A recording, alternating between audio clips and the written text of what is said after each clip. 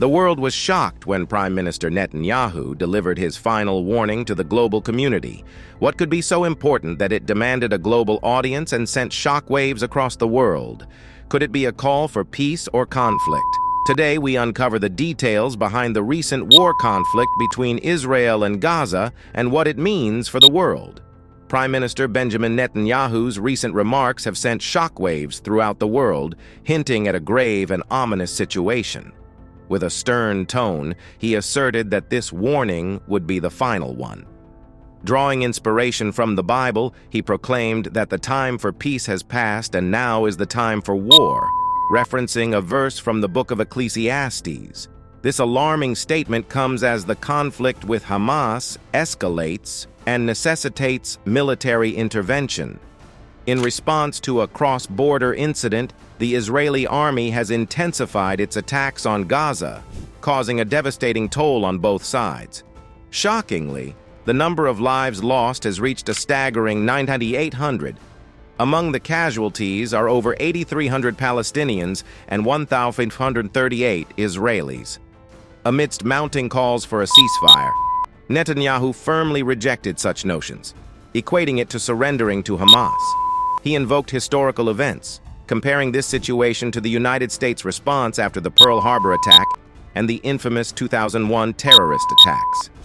Netanyahu stressed the crucial distinction between intentional harm to civilians and unintentional casualties that occur during war. Once again, he turned to Scripture, citing Isaiah 60:18, to bolster his belief in the righteousness of Israel's cause. However, this conflict holds even greater significance, as it aligns with numerous prophecies being fulfilled in Israel. One such prophecy revolves around the construction of the Third Temple, a monumental endeavor that devout Orthodox Jews find exceptionally sacred and significant. With the notion of a Third Temple looming, tension rises among religious communities. Many view this as a remarkable and pivotal event that outshines the temples of yore. These temples, although long gone, hold immense historical and spiritual importance, further intensifying the anticipation surrounding the construction of the Third Temple. A plan was hatched in 1987, quietly brewing among a fervent group known as the Temple Movement. Their mission was to bring forth a new temple that would shake the very foundations of the world. This group, dominated by Orthodox Jews, believed that only they held the key to constructing this sacred structure, dismissing the skeptical gazes of the non-religious citizens of Israel. To consolidate their power and ensure the success of their audacious endeavor, the Temple Movement resurrected the Sanhedrin, an ancient religious committee. This committee, led by the enigmatic Gerson Solomon, meticulously scrutinized every aspect of the temple's construction, leaving no stone unturned. Their unwavering faith convinced them that the world would be forever transformed once their temple stood tall. In their zealous preparations, the Sanhedrin embarked on a peculiar task. Rabbi Hillel Weiss, the temple's dedicated spokesperson, oversaw the planting of a special forest. This forest, shrouded in mystery, contained plants deemed necessary for the temple's resurrection. It was believed that this unique flora would bridge the gap between the hallowed land and the divine. As the Sanhedrin delved deeper into their ancient texts, an astonishing revelation emerged. It appeared that the majority of sacrifices offered in the temples of old were none other than plants native to Israel. A connection between nature and religion became apparent, challenging the preconceived notions of sacrifice and sparking intrigue among the masses. But the veil of secrecy surrounding the temple's construction hid more than just religious fervor. Hidden beneath the hallowed grounds of the Al-Aqsa Mosque, a discovery of immense historical significance surfaced. The renowned British archaeologist Robert Hamilton stumbled upon a Jewish ritual bath beneath the mosque's very floor. This shocking find rocked the foundations of accepted history and ignited fervent discussions about the true location of the temple. In the depths of Jerusalem's past, a great earthquake shook the city in 1927, causing unparalleled havoc. Amidst the chaos, the revered Al-Aqsa Mosque, a sacred symbol of Islamic worship, suffered significant damage. In the aftermath, an intriguing tale unfolds, one shrouded in mystery and secrecy. During the period of British rule, a man named Robert Hamilton embarked on a clandestine mission. He skillfully negotiated with Muslim leaders, persuading them to open the doors for archaeological investigations on the revered Temple Mount. Hamilton's intentions were pure, as he sought to document the remnants of the Second Temple and Byzantine eras that lay hidden beneath the mosque's surface. However, not everything was as transparent as it seemed. Some of Hamilton's findings were discreetly withheld, concealed from the curious eyes of the world. The fear of conflicts and controversies, it seems, compelled those in power to safeguard these hidden treasures. But time has a peculiar way of unraveling secrets. 8 decades later, Israeli archaeologists Dr. Gabi Barai and Zaki Dara ventured into the darkness beneath the Temple Mount. With precision and determination, they examined the soil that had been carefully excavated. To everyone's astonishment, their discoveries mirrored those concealed long ago. Buried beneath the mosque's floor, the remnants of a Jewish mikveh emerged, offering a glimpse into the rituals of purification that occurred before entering the sacred temple grounds. Additionally, the earth held small artifacts dating back to the times of the First and Second Temples, further bewitching the renowned archaeologists. These startling revelations challenge the existing beliefs surrounding the Temple Mount's history during the Byzantine era. It appears that hidden beneath the surface, structures previously unseen, possibly even churches, existed alongside the Holy Mosque. The implications are profound, revolutionizing our understanding of the Temple Mount's enigmatic past. Another long-awaited prophecy has seemingly been fulfilled with the arrival of 5 extraordinary red heres in Israel from a ranch in Texas. This development has sparked tremendous excitement, particularly among those who fervently believe in the prophecy foretelling the construction of the revered Third Temple in Jerusalem.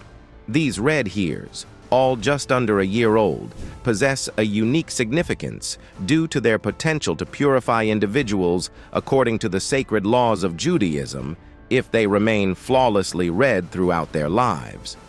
The purification process facilitated by these remarkable creatures carries immense importance for the Kohanim priests, who are destined to fulfill their duties within the future temple. To ensure the safety and well-being of these red heres, they were swiftly transported to a quarantine facility, where they will remain for at least 7 days, as dictated by the strict guidelines set forth by the Israel Veterinary Authority. Once the quarantine period concludes, the red heres will be relocated to 2 different locations in Israel, with one eventually becoming accessible to the public.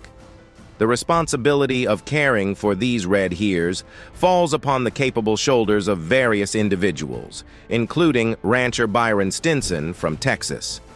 Stinson, who collaborates closely with a group called Bona Israel, played a pivotal role in bringing these extraordinary animals to their new home in Israel. Their arrival at Boren Airport was met with great fanfare, attended by officials from the Temple Institute and other prominent figures within biblical circles. The emergence of a red here carries exceptional significance, tracing its roots back to the biblical book of Numbers, chapter 19. The ashes of a red here were traditionally employed in purifying the ancient Israelites and facilitating essential purification rituals within the temple. Many perceive the appearance of a red here as a harbinger of the impending construction of the long-awaited Third Temple, coupled with the potential return of Christ. Traditionally, it is believed that only 9 red heres have been sacrificed since the time of Moses, with no sacrifices recorded since the destruction of the Second Temple. Notably, some rabbis have even posited that the 10th red here will be offered as a sacrifice by the Messiah himself. Therefore, The recent arrival of these flawlessly red heres from Texas to Israel in September 2022 has been hailed by many as a fulfillment of prophecy and a significant stride towards the realization of a new temple.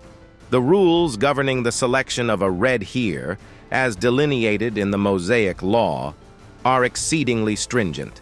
It must be unblemished, without any defects, and must never have borne the yoke. Unique regulations, such as employing a female animal and conducting the ritual away from the tabernacle entrance, all the while adhering to specific color requirements. According to the precise instructions found in Numbers 19:1-10, the ritual of slaughtering a red here necessitates the oversight of the priest Eleazar outside the Israelite camp. The ashes derived from this sacred act were utilized in purification processes for those who came into contact with death, exemplifying the red here's indispensable role in Israelite religious practices. These biblical commands pertaining to the red here symbolize the ultimate sacrifice of Christ for the forgiveness of sins. Jesus, much like the red here, is described as immaculate and sacrificed outside the confines of the holy city, paralleling the red here's sacrifice performed away from the camp. Just as the ashes of the red hewer cleanse people from the contamination of death, Jesus' sacrifice saves us from the perils and decay of sin. Against this fascinating backdrop, a recent water ceremony held in Jerusalem on October 12th manifested a striking reenactment of historic significance. The ceremony, conducted within an ancient temple, attracted hundreds of enthusiastic participants eager to partake in this extraordinary event. From joyous processions led by priests and musicians to the rebuilding of ancient structures, the rich tapestry of history is unfurled before our eyes. The Pool of Shum stands as a testament to the resilience of the Jewish people. Its destruction and subsequent revival depict the enduring spirit of a community seeking solace and healing. This pool became a sanctuary for the poor and sick, a place where miracles were hoped for and sought during the Feast of Tabernacles. Speaking of the Feast of Tabernacles, its significance cannot be overstated. This celebration, rooted in the exodus from Egypt and the sustenance found in the desert, holds deep meaning in Judaism. The construction of temporary shelters symbolizes gratitude and praise for rain, a reminder of the blessings bestowed upon the community. But it is the pouring of water onto the altars that stirs curiosity. Now we have come to the end. Don't forget to like, share, comment, and subscribe.